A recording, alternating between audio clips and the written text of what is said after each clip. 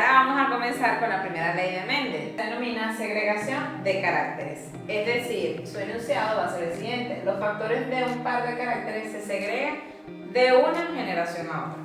Recuerda, la segregación era la herencia, es decir, los caracteres que se transmiten o la información que se transmite de una generación a otra.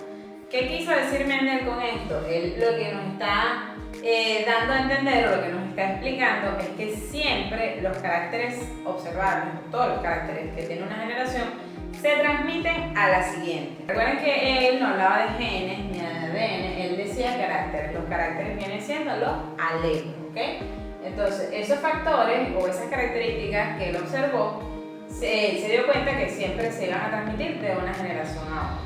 Ahora, cuando trabajamos con los problemas de la primera ley de Mendel, nos vamos a enfocar únicamente en los cruces monohíbridos. ¿Qué es esto? Como ya les expliqué, los cruces monohíbridos es donde se estudia una única característica. Los cruces monohíbridos vamos a tener entonces dos dominancias: la dominancia completa y la dominancia incompleta. La dominancia completa vamos a trabajar con genes o con alelos. Vamos a trabajar con alelos dominantes y recesivos. Siempre vamos a tener un alelo dominante y uno recesivo, pero en la dominancia incompleta no se trabaja con dominantes y recesivos, sino con caracteres intermedios. Esto es lo que le dije, de que si tenemos una flor roja o una blanca, la descendencia será rosada. Una vez que Mendel comenzó a estudiar estas características, la primera de ellas fue el color de la semilla, y se empezó a dar cuenta de cómo se transmitían esos caracteres. En cuanto al color de la semilla, Mendel cruzó semillas amarillas homocigotas, la unió con una semilla verde que también era homocigota. ¿Cómo sabía él que eran homocigotas ambas? Porque al momento de cruzarlas entre ellas, o sea, amarillas con amarillas, todas salían amarillas. Verdes con verdes, todas salían verdes. Pero él dijo, entonces, una vez que yo tengo estos dos individuos puros, también denominados homocigotos, él decidió unirlos para observar qué resultados obtenía. Entonces, él denominó P1 o primera generación filial al cruce o a estos padres que se iban a cruzar. Tiene dos padres, entonces él dice, uno de esos padres es una semilla amarilla homocigota y el otro es una semilla verde homocigota. Al momento de cruzarlo, él obtuvo 100% semillas amarillas, es decir, todas las semillas fueron de color amarillo. Él denominó a estas semillas heterocigotas. ¿Por qué? Porque él dijo, bueno, si yo estoy uniendo un carácter con otro, ya estas que están aquí no son puras como estas. ¿Por qué? Porque ya yo estoy uniendo amarillo con verde. Él se dio cuenta que al momento de obtener esa primera generación que llamó F1, todas las semillas eran amarillas, es decir, él llamó a las semillas amarillas el carácter dominante, porque se expresó por encima del verde, que denominó recesivo. Como le dije anteriormente, él llama recesivo a lo que se enmascara, es decir, se esconde en presencia del dominante. Entonces, varias cosas él concluyó de ese tipo de cruces. Si estamos hablando, como les dije, de la primera ley de Mendel, primero que los caracteres se segregan, es decir, se transmiten de una generación a otra. Si yo tengo semillas amarillas, obtengo semillas amarillas. Segundo, él dice, bueno, ya yo tengo aquí un carácter dominante y uno recesivo porque lo estoy observando. Él está viendo que al cruzar amarillos con verdes no le sale una mezcla, le sale solo amarillo y no sale verde en esa primera generación. Entonces, él dice, ya yo tengo un carácter dominante y un carácter recesivo. Una vez que lo tiene esa primera generación, él decide volver a cruzarla, es decir, él tomó semillas de la primera generación, porque él no le salió una sola semilla, le salieron varias, pero obviamente por eso es que él dice el 100% salió amarillo y todas son heterocigotas. Él tomó dos semillas de esa primera generación y las unió.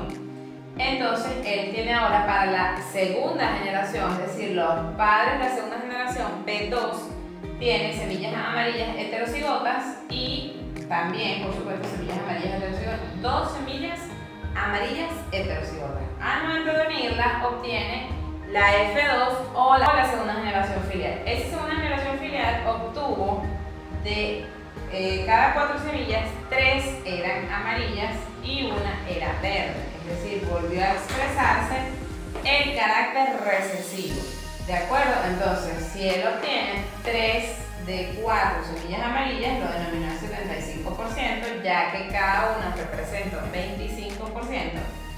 Y el 25% es verde, es decir, voy a tener nuevamente el carácter dominante expresándose más por encima del recesivo, y el recesivo siempre va a estar en menor proporción. Y nuevamente, él saca conclusiones de este segundo experimento, de estos segundos resultados. Él dice ahora, bueno, yo volví a obtener el carácter recesivo, por lo tanto el carácter recesivo no se pierde aquí. Él está enmascarado y al momento de cruzarse dos individuos heterocigotos vuelve a expresarse. ¿Cómo pudo él explicar esto? Esto es la parte teórica, pero él lo lleva a la práctica y empieza a trabajar con una serie, no lo llamemos cálculos, pero sí con una serie de ejercicios prácticos que le permitieron a él extrapolar, obtener esa información que pudiera siempre reproducirla. Y por eso, como les dije, se denominan leyes, porque esto lo aplicamos y él lo hizo en el 1800. Nosotros hoy en día, mucho tiempo después, podemos aplicarlo y nos sigue dando lo mismo. Entonces, ¿qué fue lo que él hizo a continuación? Él empezó a trabajar con letras y esas letras eran sus alelos, los llamó carácter, y es lo que vamos a empezar ahora a trabajar. Cuando se empiezan a realizar los problemas de Mendel, como les dije, tenemos que utilizar letras para denominar cada uno de los caracteres. Por lo general, las letras que se utilizan siempre van a corresponder al carácter dominante. Entonces, si tenemos que el carácter dominante es el amarillo, vamos a utilizar la A y se coloca la A mayúscula para este carácter dominante y la letra minúscula al recesivo. Deben tener muy presente eso, porque si para el dominante utilizo A mayúscula, a este no le puedo poner B, ni C, ni ninguna otra letra. Siempre se coloca la misma letra para ambos alelos, solo que el dominante se le coloca la mayúscula y al recesivo la minúscula. Entonces, si volvemos a lo que hizo Mendel ahorita, de lo que hablamos en la parte teórica, le vamos a empezar a colocar las letras para ir visualizándolo cómo sería. Esto cuando decimos una semilla amarilla homocigota. ¿A qué nos referimos con homocigota? Va a ser cuando tenemos los dos alelos iguales, ¿ok? Yo sé que estamos hablando de yo puedo decir, bueno, las dos letras son A, son iguales. No, deben ser iguales en cuanto a mayúsculas y minúsculas. Si un individuo homocigoto debe tener ambas letras mayúsculas o ambas letras minúsculas. Por eso es que ambas semillas son homocigotas, solamente que uno es homocigoto dominante, por eso se le colocan las mayúsculas, y el otro es un homocigoto recesivo y se le deben colocar las minúsculas. Recuerden que estamos hablando de una semilla amarilla homocigota y una semilla verde homocigota. Entonces, lo primero que debemos hacer en un problema es entonces expresar o saber qué letras vamos a utilizar y cómo colocarlas. Lo primero es ver bien. Si son amarillas homocigotas, colocamos dos mayúsculas. Si es una verde, obviamente, por ser recesivo, y era lo que les comentaba al principio, los caracteres recesivos siempre deben ser homocigotos. Si no, no se pueden expresar en el fenotipo. Cuando se unieron estos dos individuos homocigotos, uno dominante y uno recesivo, en la primera generación todos salieron del color dominante, es decir, amarillo. Y como intuyó Mendel en ese momento, todos deben ser heterocigotos porque estoy uniendo uno dominante con uno recesivo.